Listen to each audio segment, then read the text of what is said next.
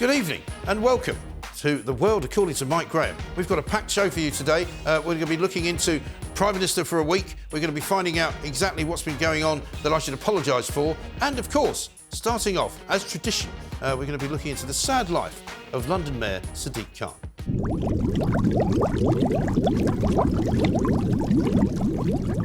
You may not know this, but everybody's favourite London Mayor Sadiq Khan started out life as a stand-up comedian. Many thought he would be the next Bobby Davro. But politics is no laughing matter, especially when Sadiq Khan is involved. I used to do stand-up. You used to do stand-up? I had a 10-minute routine. The easiest people to operate on are politicians. And I said, well, why is that? And she goes, well, last week I had Jeremy Hunt here, and he needed surgery. And we sliced him open, and he was gutless, spineless, and heartless. Sadiq prides himself on being loved by politicians all around the world. Who could forget the beautiful friendship that blossomed between him and former US President Donald Trump? He's done a poor job. Crime is up, a lot of problems. And I don't think he should be criticizing a representative of the United States that can do so much good for the United Kingdom. We talked about it before. He should be positive, not negative. He's a negative force, not a positive force. Sadiq is an expert in global affairs and he's never wrong. Here he is predicting the next US president back in 2016. I think it's important for those of us who are foreigners to stay out of the US elections, hope the best candidate wins, and I hope she does win with a stomping majority. Say what you like about Sadiq Khan, but he is a man of the people, even when he drives around in a car worth hundreds of thousands of pounds. But sometimes the London mayor takes a bus, especially when he's doing adverts for Vogue with Posh Spice.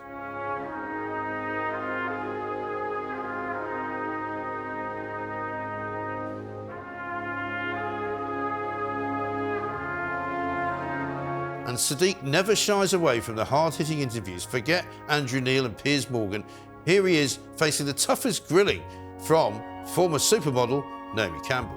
I like to think that's the London story, and one of my frustrations is there are too many Londoners today missing out on what we had, which is the work ethic. Agreed. Plus help in hand, you can achieve anything. Agreed, 100%. Now, the London mayor is always humble. Here's what happened when he was asked, what is your biggest failure? Mr. Mayor, thank you so much for that. I could go on with my successes. I'm sure you could. You often do go on, Mr. Mayor. Well, but Chair, the what question... I've asked for is your biggest failing, and do you have one? No. But don't worry, Sadiq says the secret to being a good politician is to know that you can't please all of the people any of the time. Well, he certainly succeeded at that. One of the phrases that we politicians live by is politics is the art of compromise. What do I mean by that? Look, you can't please all the people all the time. You can't, in fact, please, all the people any of the time. And that was my deep dive on Sadiq Khan. Now, let's talk to an expert.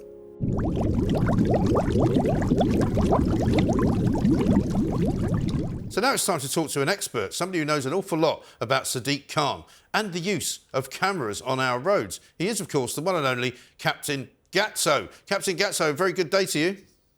Yes, hi, Mike. Thank you very much for joining us. You are the man who is in charge of the Blade Runners, the people who have been accused of vandalising or otherwise putting out of condition, putting out of work, basically, the cameras around the new ULEZ zones in London. Do you know how many you've disabled, and do they put them straight back up again?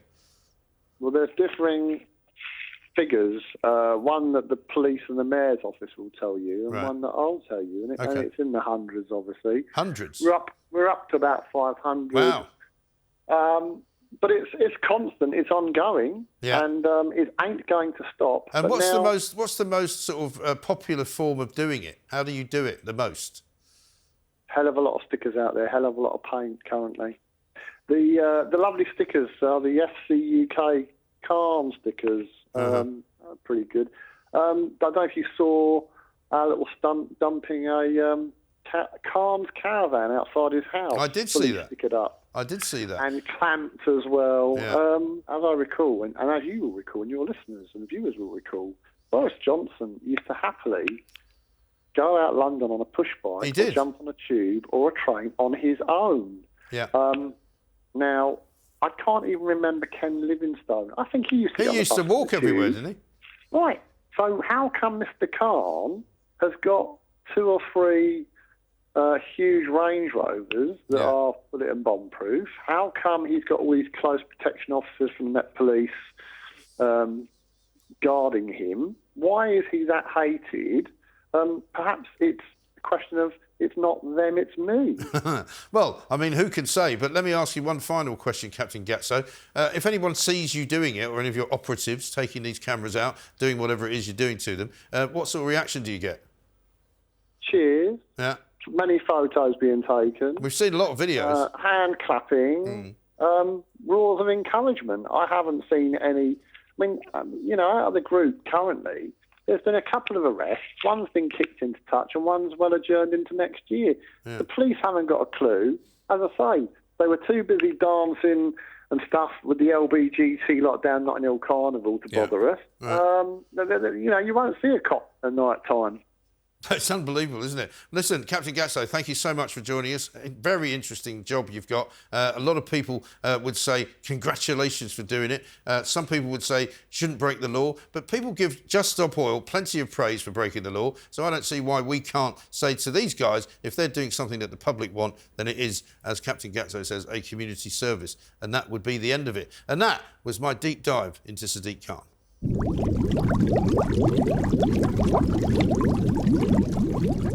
Over to America now for Trump's takedown. You are a rude, terrible person. You shouldn't be working for CNN.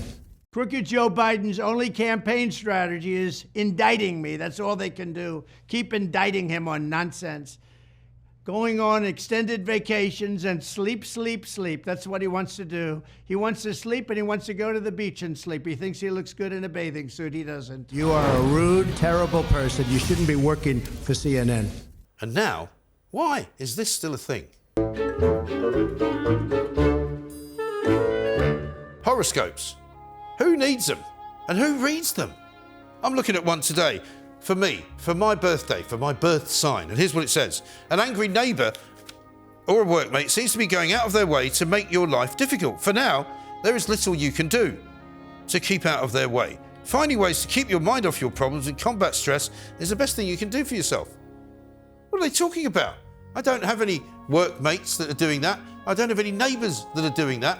And in fact, I don't have anybody in my life who's doing that because they just don't do it. So what would be the point of reading that and thinking, OK then, I'll do that? Why are horoscopes still a thing? We'll be back after the break with Prime Minister for the Week.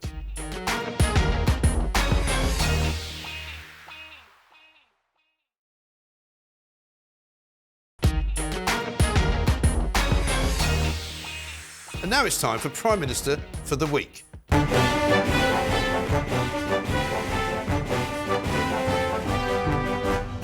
And I'm delighted to say my two guests this week are Justin Urquhart-Stewart, economist, it says here, Justin, and Danielle Nichols, TalkTV presenter.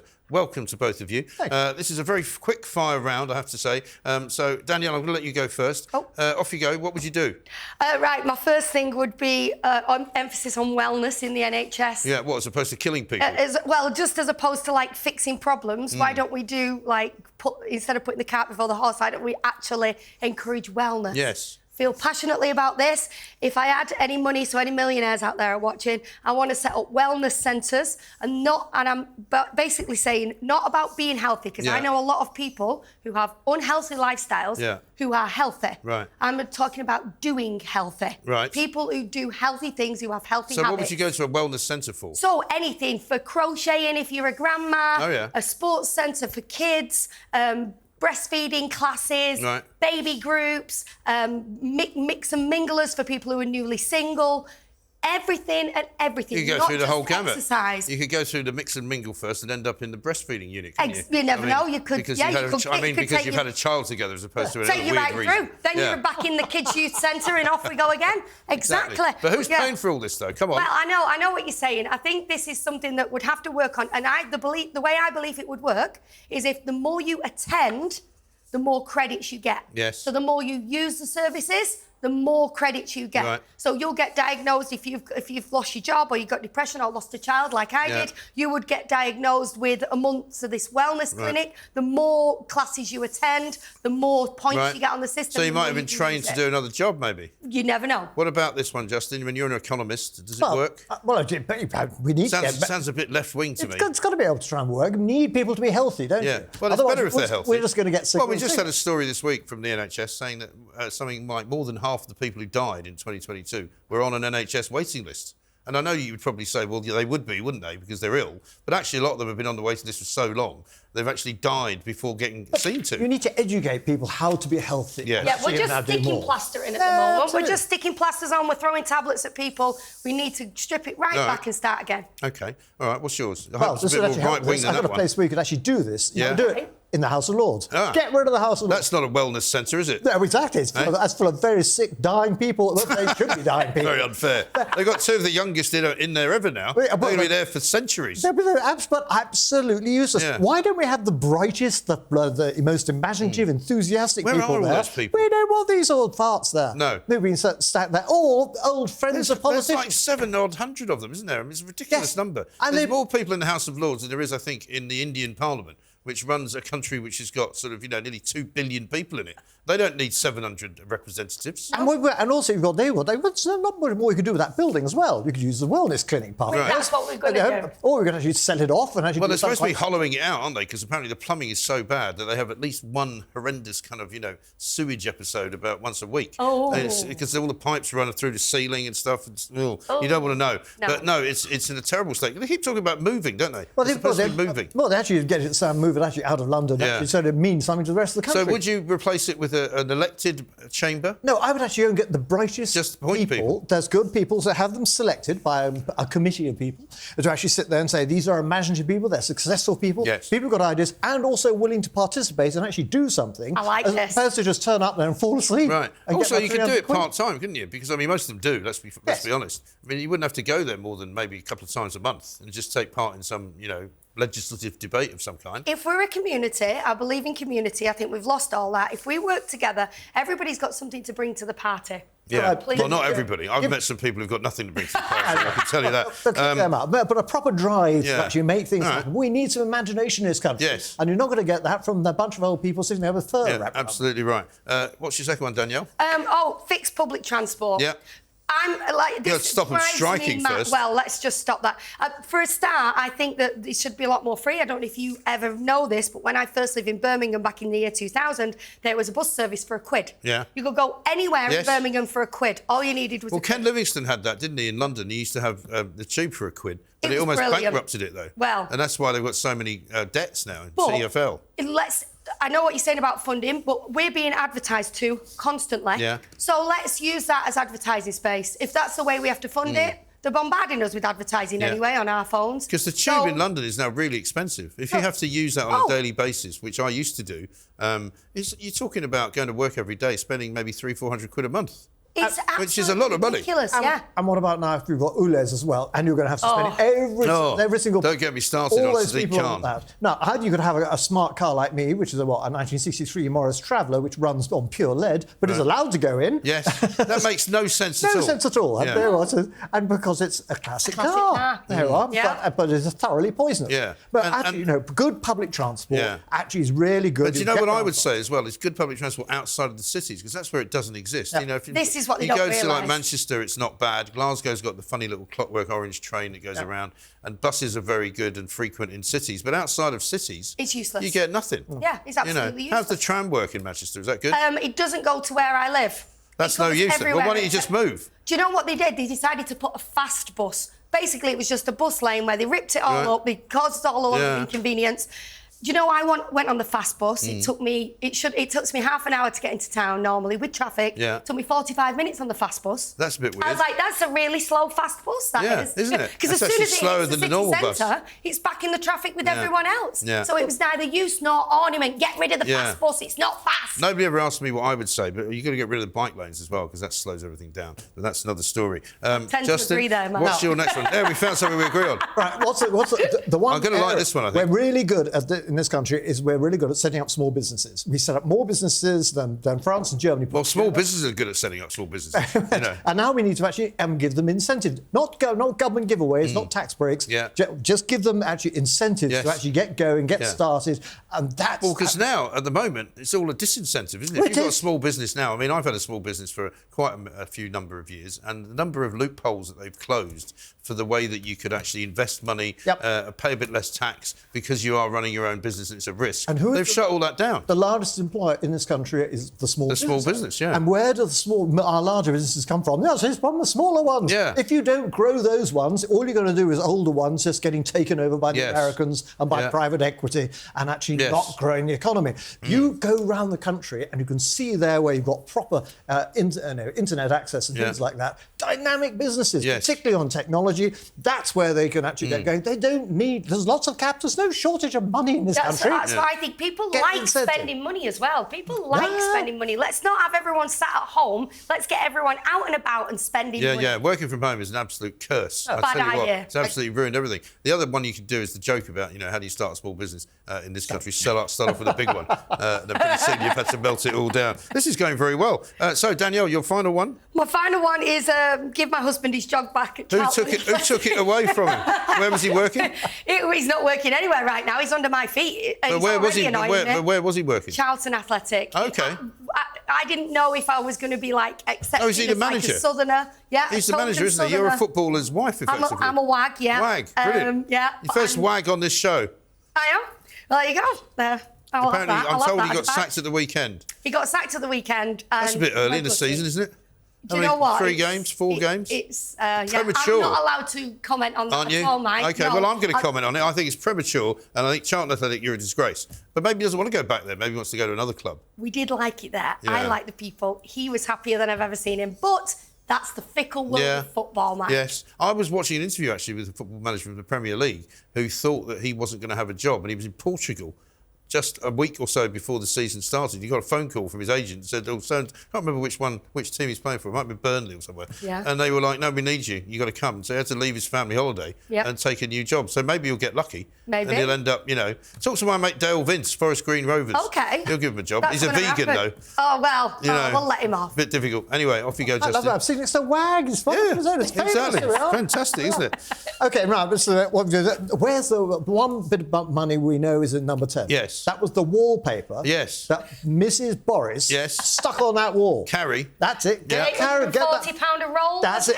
Go, take that off carefully, and then we'll get banks. Have they not already taken it off? The thing that I find astonishing about number 10 and all the things that go on there is that every time they get a new Prime Minister, they want to redecorate the place. Yeah. I mean, they shouldn't, should they? They should just keep living in it. I'm sorry if you don't like the decorations, but you just have to live in it for a while. That's what you get. You don't get to change it. Well, There's one thing, though, with putting a bit of paint on your rented house, and it's another thing with £850 wallpaper, though. Exactly right. So actually, we should find out where there's lots gone. Get Banksy to and draw something on it and so maybe cut it into strips. So we're going to sell it off. Yes. And actually help pay for some of the health services. Did they not say that somebody else donated the money for it, though? Or they couldn't say exactly who it was? It was all a bit murky, wasn't it? They couldn't dare. What does it say that? Well, because this is the great thing about being a politician is you've got lots of rich friends who buy things for you. And you kind of go, I sort of grew out of that when I was about 16. My parents used to buy me everything, but not now. I was some grown man asking somebody, actually, would you mind, paying for my wallpaper? Sorry? Why? Why would you buy your own bloody wallpaper? I mean, I'm thinking wallpaper. What else are you supposed to do? Well, we've got a chair. Yeah. No, but actually, we could just do the wallpaper. That'll be fine. But when David Cameron lived there, they completely redid the kitchen, I seem to remember. And then, they've now got a complete It's been redecorated twice since he was in. But do you remember those pictures of Mrs. T when she was sitting there? It's in that tiny little flat, and it really did look bad. I don't think Liz Truss had a chance to redecorate it. She was there for 4 weeks. It's a bit like a Airbnb, wasn't it? It's like how long are you going to be here? I don't know. I can't say. We'll be back next week. That's no good to me. Don't unpack, Liz. Don't unpack. That's no good to me. I won't be here. Don't boil an egg. No time. Listen, these have been great, though. I tell you what.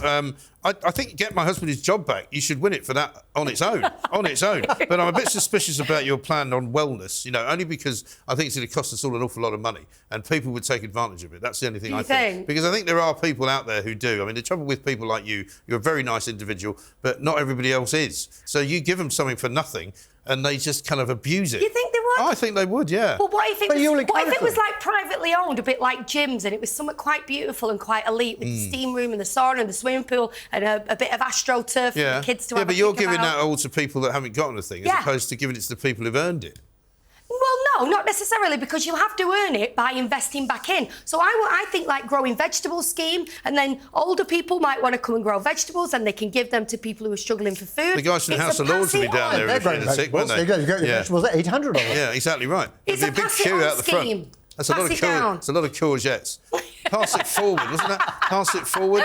Listen, I loved having both of you on, but I'm going to have to give it to Justin only because he's far more down my street than you are. I don't want to take it the wrong way, but I will do my level best to get your husband an interview with somebody. OK. Put him in front of a few people and see what he can do. Anyway, brilliant. That was, of course, a Prime Minister for a week.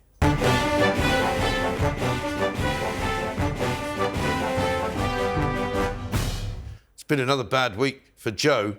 Here's Biden's balls up. You know, I sit on the stand and it get hot. I got hairy legs that turn blonde in the sun. And the kids used to come up and reach in the pool and rub my leg down so it was straight, and then watch the hair come back up again. They'd look at it. So I learned about roaches. I learned about kids jumping on my lap.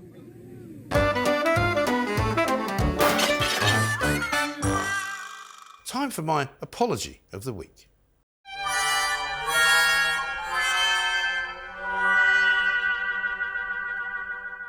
The Notting Hill Carnival goes on every single bank holiday in August. It's always the last weekend in August, and people have said to me over the years, what a terrible, terrible thing the Notting Hill Carnival is. Forget about the fact that it's celebrating something or other that used to be celebrated dozens of years ago. This is now something which is breaching all sorts of regulations, riddled with crime. People do terrible things. People get found in other people's gardens doing all sorts of awful things. Some of them are having sex, some of them are using it as a toilet. So I've been very critical, and I have said that the Notting Hill Carnival should be shut down. But of course, I thought, well, maybe I've got that wrong. Maybe it actually is a celebration. Maybe the people of London deserve to have a fantastic carnival every single August bank holiday. And I thought, maybe it's time for me to not be so harsh on the Notting Hill Carnival. But then they had it this year, and guess what happened? 8 people were stabbed, one of them critically, 75 police officers were injured, there were 275 arrests, knives were taken, people were running down the street with machetes, they were waving them about, chopping people around with ridiculously long knives. They shouldn't be allowed. So here it is. I'm not sorry about the Notting Hill Carnival, and I'm not going to apologise for what I said, because it should be banned.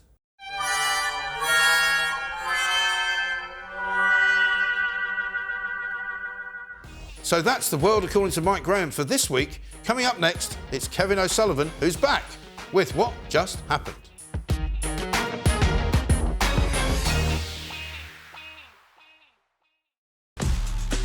Prime Minister, President Trump, Mr. President, First Lady, Stormy Daniels, Jordan Peterson, welcome. It's something that really hurt me because they doubt of my word. God, I'm such a softie. I've been a terrible liar. You're being a Karen. Thought the marginalized were supposed to have a voice. A woman is me. Wake up, people! Piers Morgan on Sunset!